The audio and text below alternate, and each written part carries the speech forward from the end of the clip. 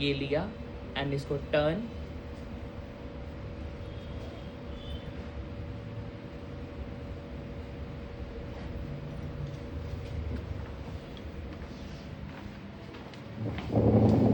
इस तरीके से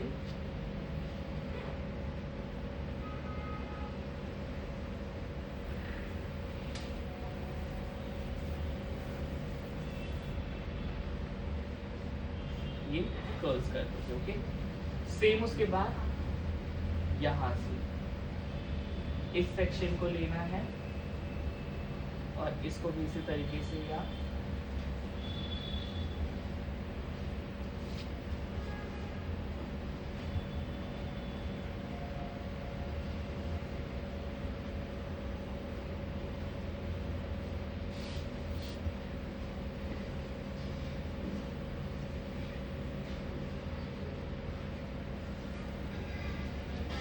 कर्ल्स कर दो।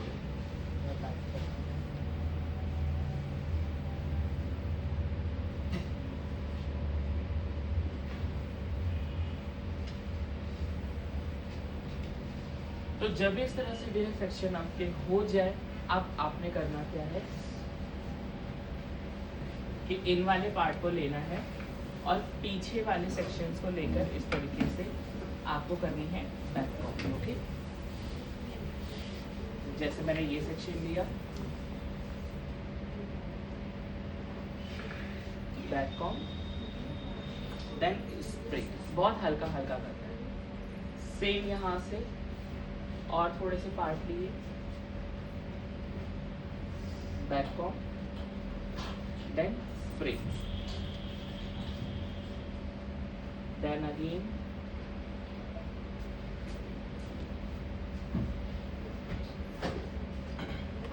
स्प्रिंग,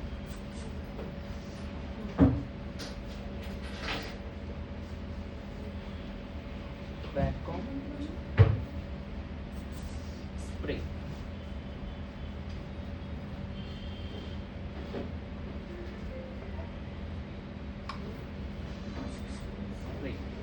बाकी जो नीचे बचे हुए सेक्शन होंगे एक साथ चाहे लेकर इसको ऊपर की तरफ, ताकि अंदर ही अंदर रहे बैक कॉम।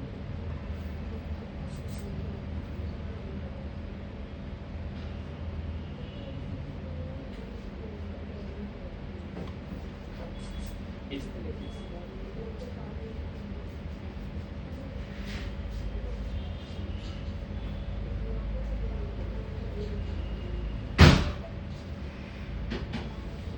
लाइक ये चीज करती है।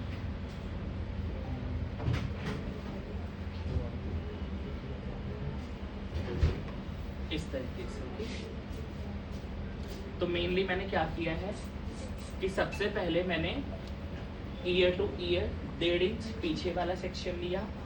1.5 इंच करने के बाद जो पीछे वाले सेक्शन है उसमें मैंने सिर्फ कर्ल्स किए हैं, वो भी सॉफ्ट कर्ल्स ही करने, आपको ज़्यादा टाइट नहीं करने। फिर बाकी थोड़े थोड़े सेक्शन लेके मैंने इसके अंदर बैक कॉमिंग की है इस तरीके से। आया यहाँ तक समझ में? अब उसके बाद हम आगे आएंगे और जैसे मैंने आपको पफ का डायरेक्शन बताया था, अब वो चीज़ें आपको करनी है। अब वो कैसे? सबसे पहले आपने इस पार्ट को लिया, इधर ये लिया, क्राउन एरिया, आईब्रोज का जो मिड पॉइंट होता है इसको लेकर क्राउन एरिया जो मैंने आपको बताया था। ओके, सेम उसके बाद यहाँ से भी यही चीज लेनी है आपको।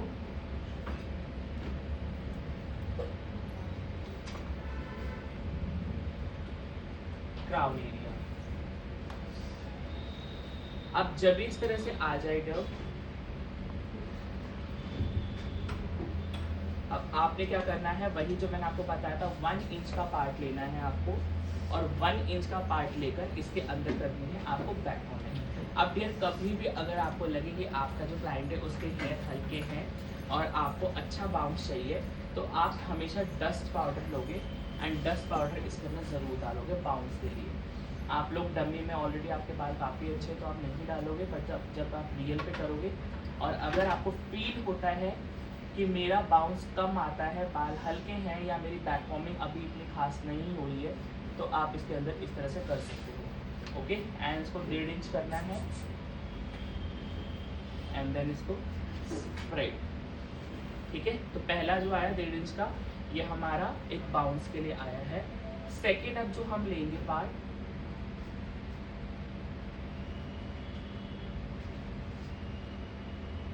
वन इंच का लेके इस तरीके से, उसके बाद इसमें भी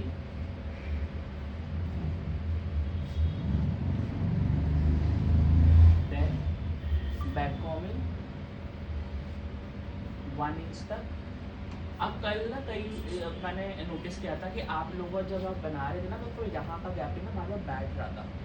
अगर ऐसी दिक्कत आ रही है तो आप एक काम करो कि पहले 2 सेक्शन ले लो बैक कॉमिंग वाले, पहला सेक्शन एंड दूसरा, उसके बाद ले लो आप साइड वाला सेक्शन जो हमने बताया था तिरछा सेक्शन बैक, और इसको इसके साथ में मिक्स करके देन बैक कॉम इस तरीके से।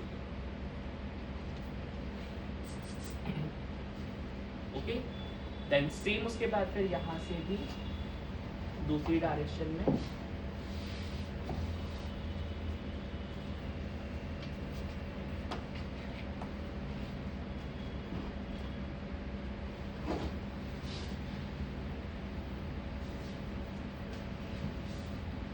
इस तरीके से ये चीज आया समझ में। अब उसके बाद वही तीसरा सेक्शन लोगे आप लोग नीटनेस के लिए, जैसे मैंने आपको बताया था, ये लिया, देन डस्ट,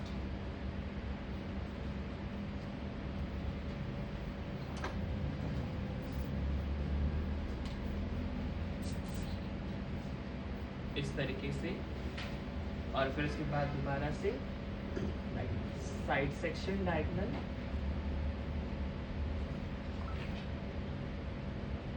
थोड़ा सा ये वाला पार्ट लेकर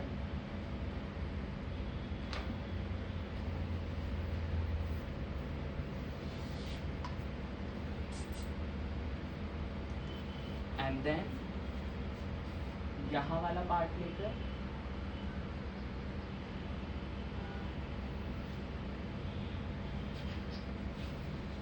इसका थोड़ा सा पार्ट लेकर हल्का सा खोल के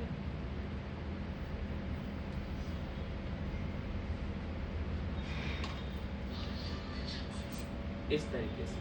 आया समझ में? अब उसके बाद इसको नीट करना स्टार्ट करोगे आप।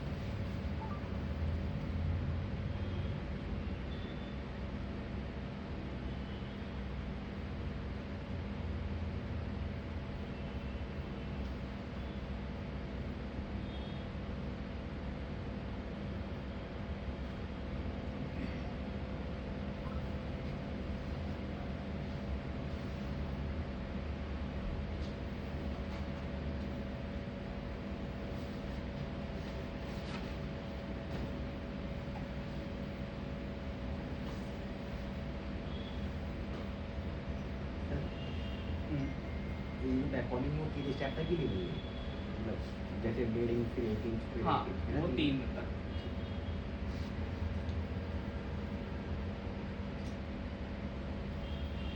अब जब इस तरह से हो जाए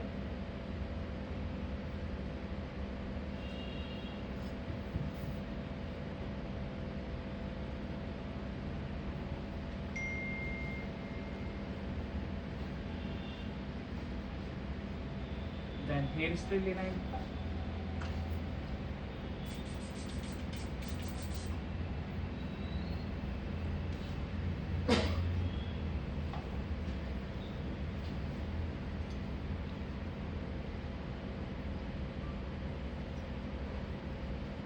सर जैसे कि आप पोनी करके बताए थे बट अभी पोनी नहीं किए हैं। हाँ, बिकॉज हर इसमें पोनी नहीं है। अब ये लिया, देन उसके बाद यूपिन लेकर सबसे पहले यहाँ पर लगाओगे आप नीचे की साइड पे। अब बैक कॉमिंग कर रखी है तो ऑटोमेटिक वो अटक जाएगा। देन उसके बाद वही जैसे मैंने आपको बताया, शेप को चेक करना है आपको।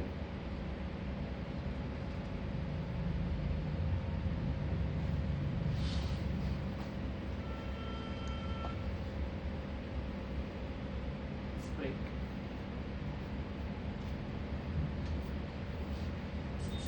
साइन स्प्रे यहाँ नहीं देंगे सर।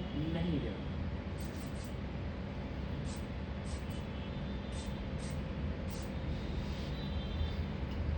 आप देखो इसकी लुक। ओके, अब देखो इसके 3-4 मतलब रीज़न है कि मैंने पोनी क्यों नहीं बनाई है। एक तो देखो, अगर जब भी आप लोग बन बनाओगे ना, तो देखना जब बाल ओपन रहते हैं तो बाल ज़्यादा लगते हैं, लेकिन जैसे ही हम पोनी बनाते हैं तो पोनी के बाद बाल थोड़े से हो जाते हैं, इससे बन भी हमारा कई बार छोटा बनता है। अगर लंबे बाल है तो एक बात अलग है, बट शॉर्ट में जब आप पोनी बांधते हो तो ऑटोमेटिक क्या होता है कि बाल शॉर्ट हो, मतलब उसमें और ज़्यादा छोटे हो जाते हैं। खास करके स्टेप कट वगैरह होते हैं, लेयर कट होते हैं, उस तरीके से उनको कभी भी अगर आपको हैवी बन देना है तो आपको बालों को ओपन रखना पड़ेगा, तब वो चीज़ आप बनती है। सेकेंड ये है कि मैंने इसका रीज़न क्या है बैक कॉमिंग करने का, कि जब मैंने इसके अंदर बैक कॉमिंग किया तो मुझे एक बेस मिल गया है जहाँ पे मैं अपने पिन को टिका सकता हूँ। अगर मैं नहीं बैक कॉमिंग करता तो मेरा ये नहीं टिक पाता। ओके, एंड थर्ड वन ये है कि जब हम लोग पिन लगाते हैं, अगर हम बैक कॉमिंग नहीं करते तो कई बार जो पिन है ना वो ऊपर ही हवा में रहती है। अब इस पर बैक कॉमिंग करने की वजह से मुझे एक बेस मिल गया कि जहाँ पे मेरी पिन ऑटोमेटिक है टिक जाएगी काफ़ी अच्छे से। तो ये एक्चुअल में हमारा एक बेस है जिस पे मैं सारी चीज़ें अपनी टिका सकता हूँ। कोई मुझे डोनट लगाना है वो भी अच्छे टिक जाएगा, कोई मुझे अब जैसे मतलब पिन्स लगानी है वो भी टिक जाएगी, और अगर इसके अंदर बैक कॉमिंग नहीं होगी तो वो सारा स्कैल्प पे फिसलने लग जाएगा। अब ये लिया, और कल की तरह ही जैसे मैंने आपको बताया है सेम उसी तरीके से आपको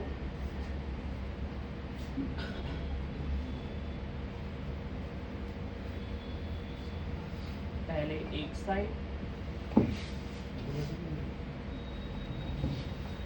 एंड देन उसके बाद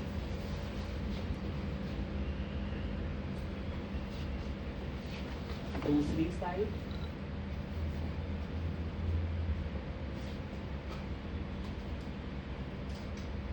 इसको दबा के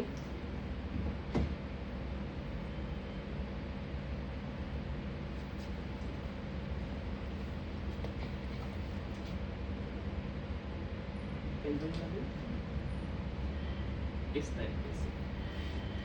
अभी सर हाँ जैसे आपने यू पिन से होल्ड किया हुआ था, तो जब आपने हाँ। बॉब पिन लगाया तो वो यू पिन से थोड़ा सा ऊपर की साइड है। ऊपर ही लगाना है थोड़ा सा। अब इसको सर लगाने निकाल में पिन लगाने क्लिप लगाने लगेगा। हाँ। यहाँ तक आया समझ में आपको? जी सर।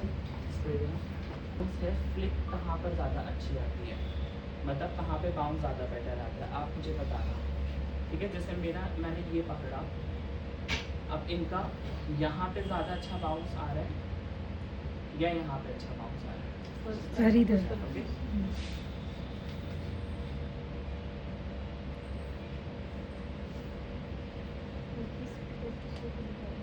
सर ये दोनों ही से बेटर है, बट यहाँ पे बेटर है। सर किस तरह का राइट या लेफ्ट? हमेशा ही एक बार चेक करो कि बाउंस कहाँ पर अच्छा आता है। जहाँ पे क्लाइंट ज़्यादातर बाल रखता है ना वो हमेशा फ्लैट हो जाता है, जब उसको ऑपोजिट लाते हो ऑटोमेटिक बाउंस जी। अच्छा रहता है। अच्छा तो भी एक लगता बार- है हाँ, सर। जिस तरफ मतलब बाउंस ज़्यादा डांस अच्छा रहेगा तो उस तरफ रहेगा। हाँ, ठीक है। बाकी क्लाइंट की चॉइस होती है वो कैसा चाहता है, लेकिन कोशिश करो जहाँ पे बाउंस ज़्यादा बेटर आ रहा है वहाँ पे करो। ठीक है, अब उसके बाद ये वाला सेक्शन आईब्रोज से लेके मिड तक आप इस तरह से डायगोनल निकालोगे, तिरछा सेक्शन। सर एक क्वेश्चन हाँ, है, बोलो। जैसे कि कितना हम फ्रंट पे छोड़ के जो आपने फोन बनाया तो वो फ्रंट पे कितना छोड़ते हो हम? Approx 1.5 inch. डेढ़ हाँ, इंच। अगर आप ओनली फ्लिक दे रहे हो, और अभी धीरे धीरे जब चीज़ें और बढ़ेंगी ना तब आपको और भी समझ में आया कि इस हेयर स्टाइल के लिए कितना छोड़ना है, इस हेयर स्टाइल के लिए कितना छोड़ना है, बट फ्लिक कम से कम आपकी 1.5 इंच तक में होनी चाहिए।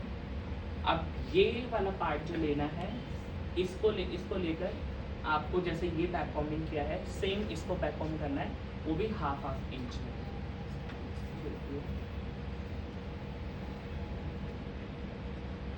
ये लिया पार्ट, जैसे हमने कल छोड़ दिए थे ना सारे पार्ट, आज हम इनको यूज करेंगे।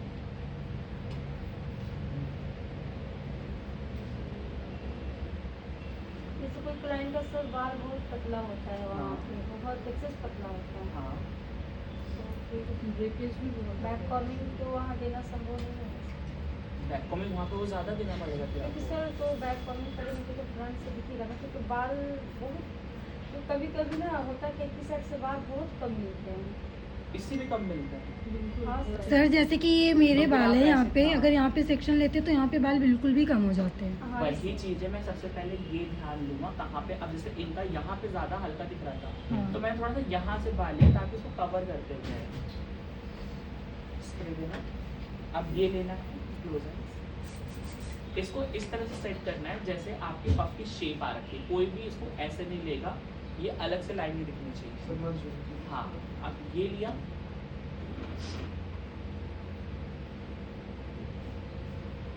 इस तरीके से फैलाते थे। बेबी हेयर तो सर हाथ हाँ, जो फ्रंट पे बेबी हेयर फ्रंट पे बेबी हेयर बेबी हेयर जो दिख रहा है, फ्रंट बेबी हेयर मैम कह रही है, तो फ्रंट बेबी हेयर करने तो दो पहले, मैं देखो तो इसको।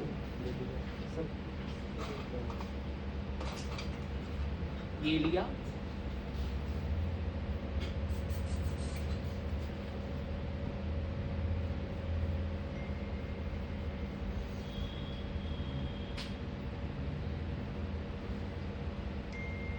इस तरीके से, एंड देन प्रॉपर शेप में होना चाहिए इस तरीके से। ये चीज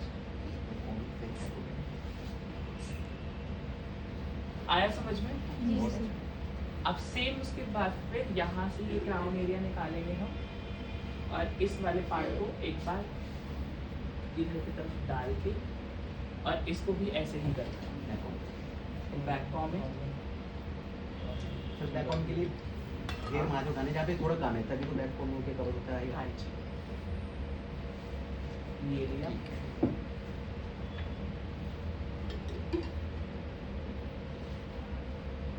बैक कॉम,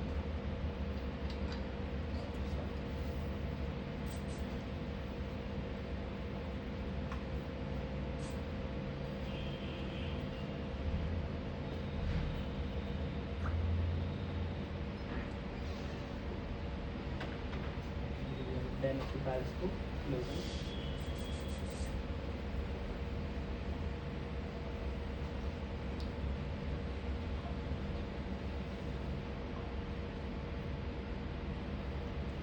जैसे पफ की शेप है उसी शेप में इसको पिन करते हैं।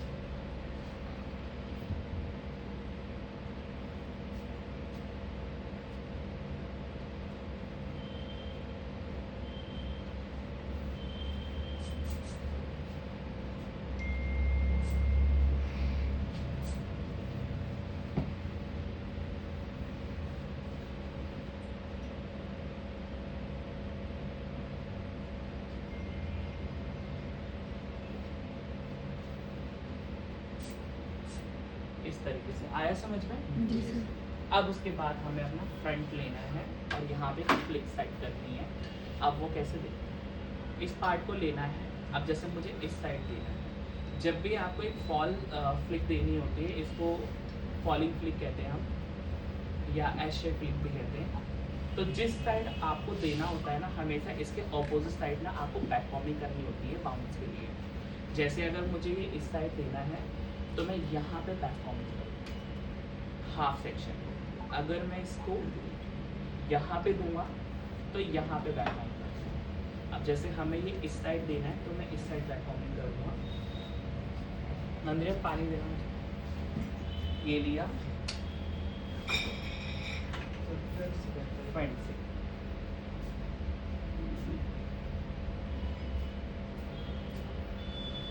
हाफ इंच तक या उससे थोड़ा सा ज़्यादा भी हो सकता है।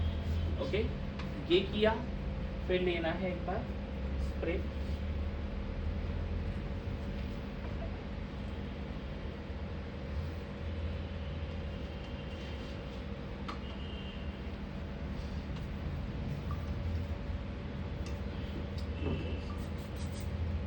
इस तरीके से। ठीक है, अब इसको नीट करना स्टार्ट करें।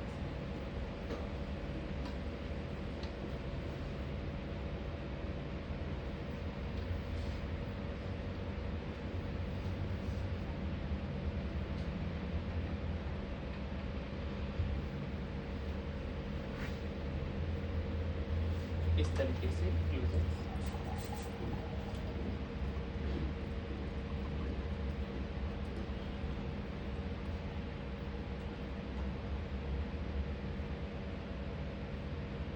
आया समझ में? लाइक अब आपने करना क्या है कि इस वाले पार्ट को लेना है आपको और इसको इस तरह से पीछे की साइड रखना है, ये चीज। अब उसके बाद एक होती है हमारी टेक्निक जिसको हम कहते हैं मनी टेक्निक। मनी टेक्निक में क्या होता है, जस्ट लाइक मनी काउंट करते हैं, उसी वे को लेकर जो ये वाला पोर्शन आपने बैक कॉमिंग किया है इसको धीरे धीरे करके आगे की साइड जाना है। सिर्फ ये वाला जो बैक कॉमिंग वाला पॉइंट है वो ये लिया इस तरीके से,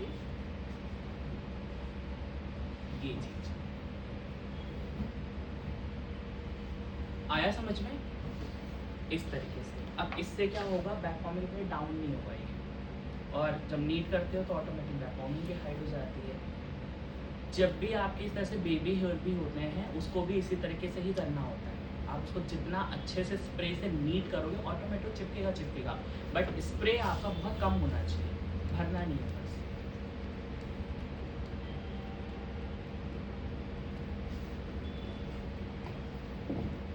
ये लिया एंड देन मनी टेक्निक सिर्फ ऊपर वाला हेयर, पूरे हेयर नहीं लाने इधर, ओके। देन उसके बाद हेयर स्प्रे, एक बार फैन में करो।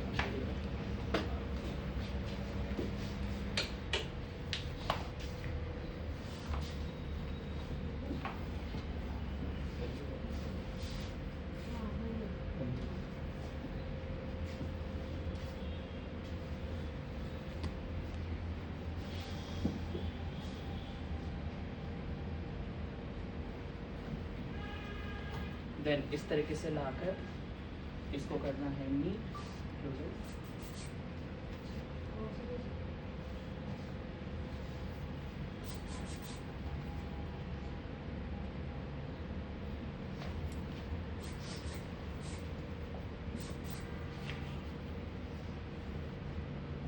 आया समझ में? ठीक है, ये चीज जब इस तरह से हो जाए, अब इसको भी आपको क्या करना है, इस पार्ट को लेकर हल्का हल्का सा कॉम लेकर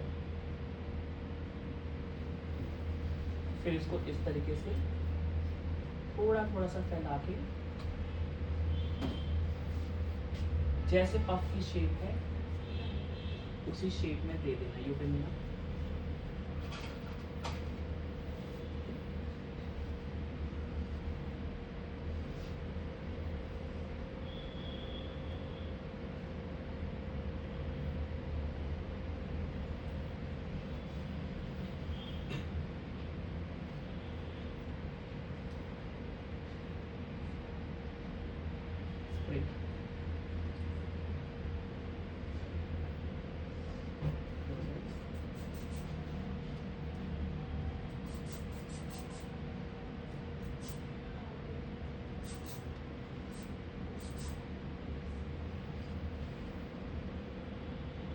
आया समझ में? जी सर। इस तरीके से कौन कहते हैं, ये होते इनविजिबल पेन।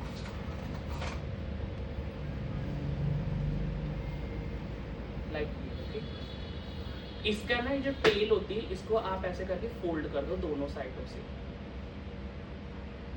लाइक ये ओके। और जहाँ पे आपको लगता है कि बहुत ज़्यादा शॉर्ट हेयर है आप वहाँ पे इसको इस तरह से लगा सकते हो, इससे ये निकलता नहीं है बिल्कुल, ये वहीं के वहीं फिक्स हो जाता है। इवन कई बार अगर आपको ये वाले ईयर वाले पॉइंट भी इरिटेट करते हैं ना, ये बाहर निकल रहे होते हैं, तो इसको भी आप इस तरीके से लगा सकते हो। तो ये पॉइंट लिया ऐसे,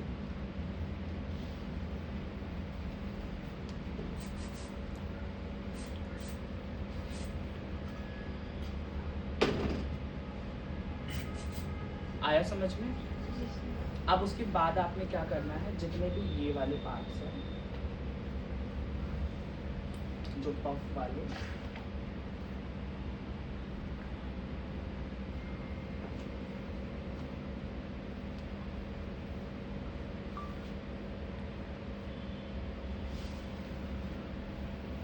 इनको लेकर बैक कॉर्नर,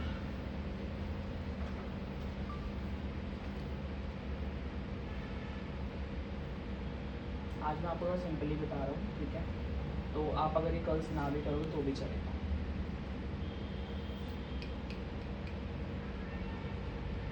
खोलने का तरीका मैंने आपको बताया था ना, जी कैसे सर। खोलना है ये वाला। क्लाइंट को ऐसे करवाएंगे सर? मेरे तो करवाती है, बाकी वो आपकी है सब कि करवाते आप भी हैं। करवाते कि नहीं करवाते। यही सर बिना बैक फोन सबसे बड़ी बात तो डियर यही होती है, हम लोग काफ़ी चीज़ें ऐसी करते हैं डर के मारा कि ये कोई लेगा नहीं, और जब कोई लेगा नहीं तो हम करेंगे नहीं। और फिर सोचते रह जाते हैं कि आपके पास ऐसे क्यों आ जाते हैं, आपसे ऐसा क्यों हो जाता, हमसे क्यों नहीं हो पाता। वो इसी सोच क्लाइंट की वजह आगे से। बैक कॉमिंग करिए तब भी मना करते हैं, अरे बैक कॉमिंग बिकॉज डियर उनका पहले का जो एक्सपीरियंस इतना ख़राब हो चुका होता है ना, तो उसमें हम कुछ नहीं कर सकते हैं। अगर आप उनको अच्छा काम कर कर दे रहे हो ना, उनको बता रहे हो सारी चीज़ें कि कैसी चीज़ें हो सकती है, तो कभी भी नहीं बोलता क्लाइंट। एंड कुछ होती है भाई, देखो चीज़ें उस पर भी डिपेंड करती है आपका लेवल। आप जितने नॉर्मल आर्टिस्ट की तरह काम करोगे, वो क्लाइंट आप पे उतना ही हावी होगा। एंड जितना आप अपने कॉन्फिडेंस के साथ काम करोगे ना, तो फेस ही बता देता है कि आप मतलब क्या सोच रहे हो। जब आप खुद कॉन्फिडेंट रहोगे तो कभी भी क्लाइंट नहीं बोलता कि ये चीज़ ज़्यादा लग रही है, कम लग रही है।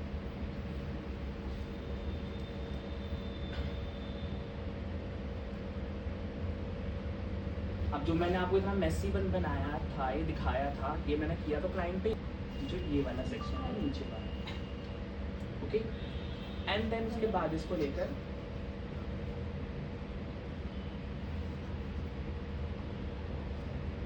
इसके थोड़े से सेक्शन ले लो पहले, मतलब हाफ, एंड देन इसको हल्का हल्का सा बैक कॉम,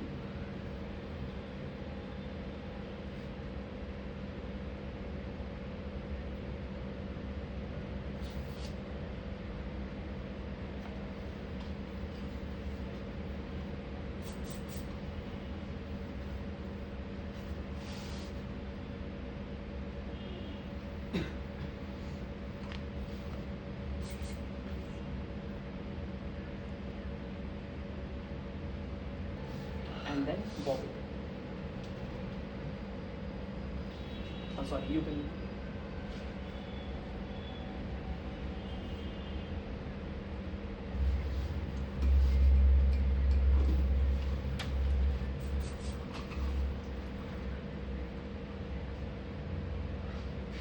ये वाला तो सर डमी पे नहीं बन पाएगा।